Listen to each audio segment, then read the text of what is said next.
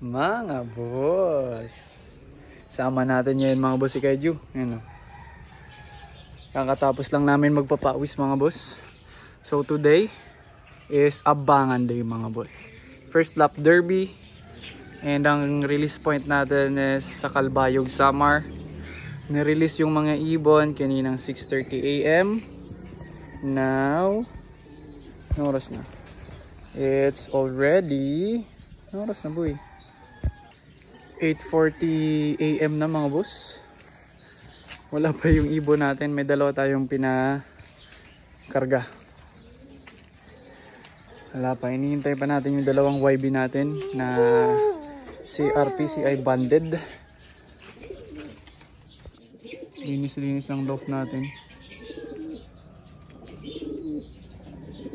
Wala pa dumarating yung dalawa. The weather is good naman. Ayan. Antay-antayin lang natin, baka nahila ng mga ibon from Kamsur. From north na yun, galing na ng north. Hala ka. Hala ka dyan. Hulog ka dyan. Hulog ka dyan. Hmm?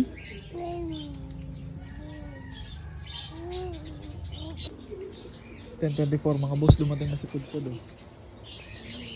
Alright. Pudpud is here mga boss. Dugyot na naman ika. Ang liit na naman siya mga boss.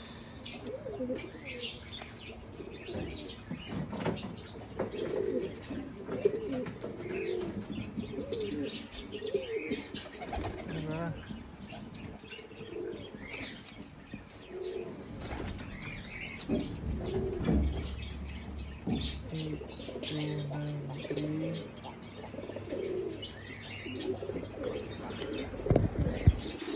Ayun, 7:63, pasok pa siya mga boss. You know, hindi pa siya cut off. Ayos ka talaga boy. Galing mo boy. Pero bakit ang tagal mo? You know, natagalan siya mga boss. Ito yung sticker niya.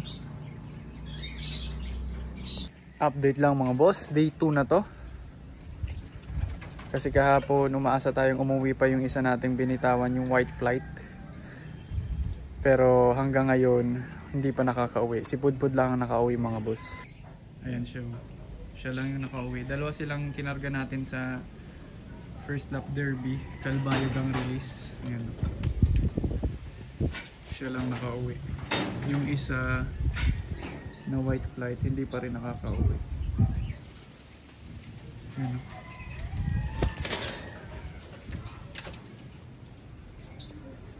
Hindi natin alam mga boss kung sana nakaabot si white flight, kung sana yun pumunta. Siguro nagbakasyon pa sa isla kaya hindi pa umuwi. Anyways, yun lang naman mga boss. At least may isa pa tayong pangkarga sa second lap. Hindi pa tayo na zero.